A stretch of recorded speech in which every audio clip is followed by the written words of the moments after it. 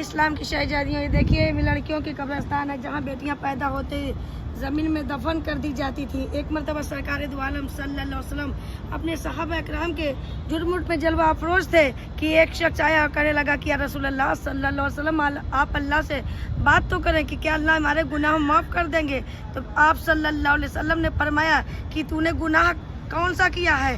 تو اس نے کہا کہ یا رسول اللہ، میں اتنا بڑا گناہ کیا ہوں کہ زمین کے ایک کونے میں رکھ دیا جائے تو عرش معلیٰ کے چاروں کونوں میں ہمارے گناہوں کی نحوست پھیل جائے گی۔ کہنے لگا کہ یا رسول اللہ صلی اللہ علیہ وسلم، ہمارے گھر میں 14 برس تک کوئی اولاد نہیں تھی۔ 14 برس بعد جب اللہ تعالیٰ نے اولاد کی نعمت سے نوازا تو وہ بیٹی کی صورت میں دیا۔ میں نے ارادہ کر لیا کہ میں اپنی بیٹی کو پالوں گا، اس کی پرورش کروں گا جو ہے۔ اور دیکھتے دیکھتے وہ بیٹی ہمارے آنکھوں کی طرح بن گئی۔ جب میں گھر آتا تھا تھکا ماندہ تو میری بیٹی کی توتلی بولی سے میری ساری تھکان دور ہو جاتی تھی۔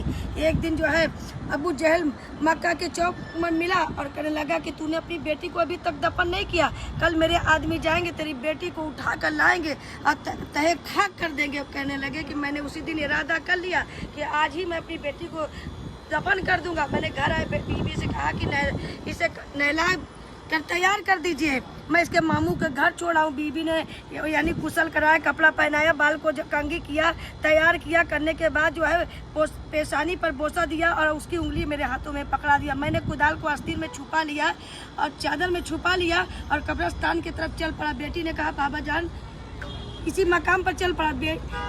بیٹی نے کہا کہ بابا جان، یہ تو ماموں کا گھر تو ادھر نہیں ہے، کہاں لے کے جا رہے ہیں؟ کہنے لگا کہ میں قبرستان پہنچا اور بیٹی کو جو ہے وہیں پر بیٹھا کے قبرستان کھودنے لگا۔ اور قبرستان جب کھودنے لگا تو میری بیٹی اپنے ننھے ہاتھوں سے قبر سے مٹی کو نکالتی تھی اور جو ہے باہر رکھتی تھی۔ اور جب قبر کھودنے کی وجہ سے جب میرے پیشانی پہ پسینے آتے تھے تو میری بیٹی اپنے چھوٹے چھوٹے دوپٹے سے میرے پسینے کو صاف کر دیتی تھی۔ لیکن جب قبر یہیں پر جب قبر تیار ہو گئی تو میں نے اپنی بیٹی کو قبر میں ڈال دیا اور مٹی ڈالنا شروع کیا۔ بیٹی نے چلایا بابا جان یہ کیا کرو جو مکہ کے اور لوگ اپنے بیٹیوں کے ساتھ سلوک کرتے تھے، آج وہی سلوک آپ میرے ساتھ کر رہے ہیں۔ لیکن میں نے بیٹی کی باتوں کو توجہ نہیں دیا، یعنی لگاتار مٹی ڈالتا رہا۔ بیٹی جب چلائی کہنے لگی بابا جان آپ کا ارادہ یہی تھا تو آپ پہلے مجھے بتا دیتے، کم سے کم میں آخری مرتبہ اپنے ماں سے سلام تو کر لیتی۔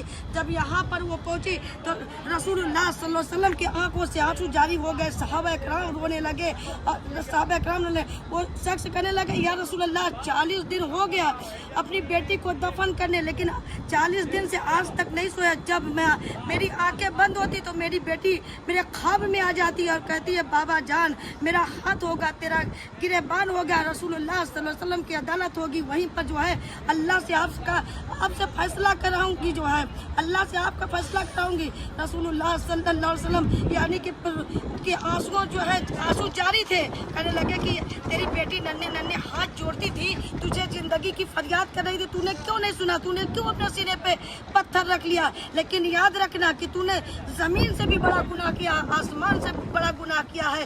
لیکن جو ہے اگر تو صدق نیت سے توبہ کر رہا ہے، اپنے گناہوں پر ندامت شرمندگی کے ساتھ یعنی توبہ کا ارادہ کیا ہے، تو جان لو کہ تو نے زمین سے بھی بڑا گناہ کیا، آسمان سے بھی بڑا گناہ کیا ہے۔ لیکن اگر سچی توبہ کرتا ہے تو ارحم الراحمین ہے، اللہ تعالیٰ تمہارے گناہ یعنی توبہ کو معاف کر دے گا، تمہارے گناہوں کو معاف کر دے گا، تمہیں بخشش کا پروانہ عطا کر دے گا۔ اسی دن سے رسول اللہ صلی اللہ علیہ وسلم بیٹیوں کے لیے جو ہے یعنی شفقت محبت پیار کا مرکز بنا دیا۔ میرے آقا نے فرما دیا کہ جس گھر میں بیٹیاں پیدا ہوں گی اس گھر میں 12 رحمتیں روزانہ نازل ہوں گی۔ سبحان اللہ، سبحان اللہ۔